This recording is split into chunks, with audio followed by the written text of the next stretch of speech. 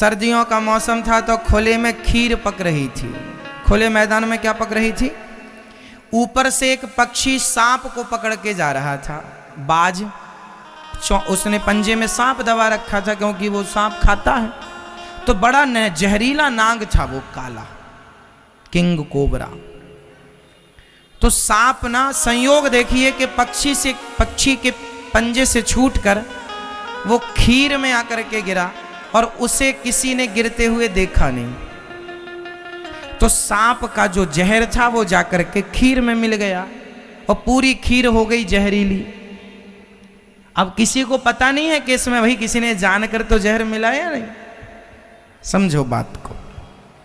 अब सबसे पहले ब्राह्मण भोजन करने बैठे, तो जितने ब्राह्मण भोजन करने बैठे सबने खीर खाई, और सबने खीर खाई तो सारे ब्राह्मण एक तरफ से मर गए।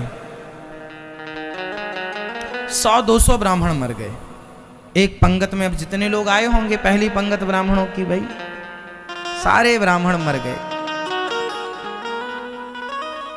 अब हाहाकार मच गया पूरे, अरे इतने ब्राह्मण एक साथ मर गए, खाने से मर गए, क्या हुआ, कैसे हुआ? यमराज जी आए। अब यमराज जी ने कहा कि ब्राह्मणों की हत्या का जो पाप है वो किसके गले डालूं?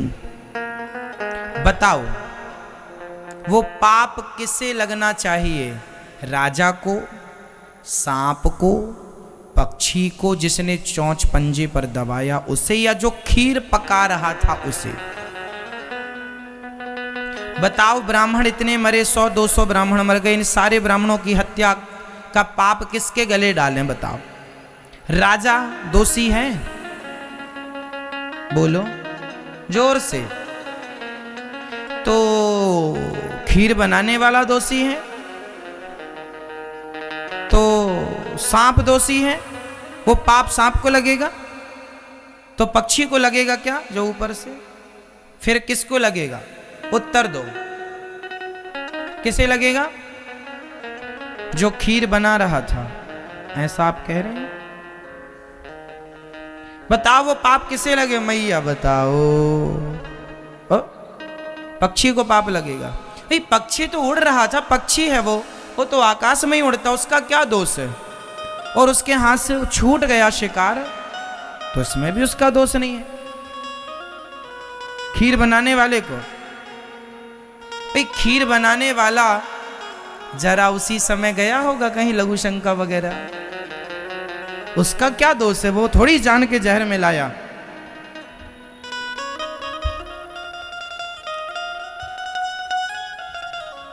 अच्छा, मौसी यहीं घूम रही हैं आज? अच्छा है। तो आप बता नहीं रहे हो मेरी मां। अब यमराज ने, अच्छा जो खीर बना रहा था वो सांप, राजा, सुनो अब सुनो, अब उत्तर क्या है इसका?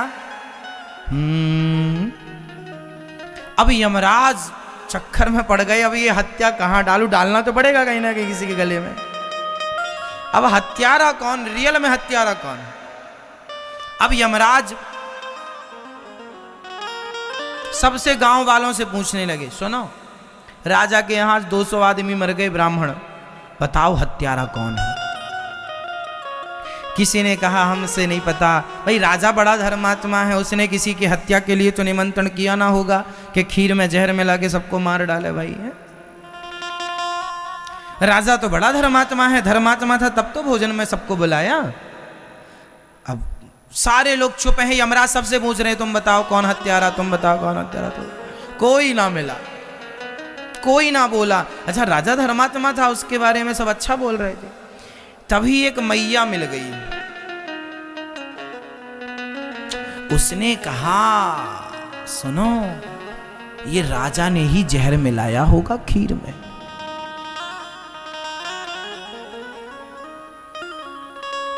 तो यमराज जी ने कहा तुम्हें कैसे पता? अरे वो मैया चुगली करने में माहिर थी ना। मतलब ज्ञान कुछ नहीं है कि सही कौन है गलत, बस बोलना। कुछ लोग समाज में ऐसे होते हैं जिन्हें सही गलत का कोई ज्ञान नहीं है, पर बोलना है, मुंह फाड़ना है बस। उसने कह दिया कि राजा ही जहर मिलाया होगा। हाँ, इसने हमारे बेटे को नौकरी से निकाल दिया। हाँ, सेना में था, निकाल दिया, इसी ने मिलाया होगा जहर। यमराज जी बोले मिल गया हमें। ये 200 ब्राह्मणों की हत्या का जो पाप है अब वो तेरे गले जाएगा। वो घबराई, हमारे गले क्यों? यमराज जी बोलते हैं किसी की गलती नहीं थी, पर तू बिना जाने किसी की निंदा चुगली कर रही है, तो चुगली करने के कारण वो सारा पाप तेरे गले जाएगा। इसलिए आप जिसकी चुगली करते हैं उसका सारा पाप आपके गले आ जाता है। इसलिए मेरी माँ, जो तुम दिन भर चुगली करती रहती हो, बचा करो। जिसकी चुगली करती हो उसके सारे पाप तुम्हारे गले आएंगे, तुम भोगना उसकी तरफ से नरक। 200 ब्राह्मणों की हत्या का पाप जानते हैं? अभी तक वो बुढ़िया नरक में हो रही होगी, जाके मिल लेना।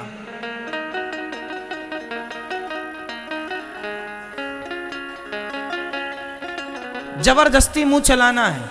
अरे मुंह है, इसका मतलब ये नहीं कहीं भी खोल दो।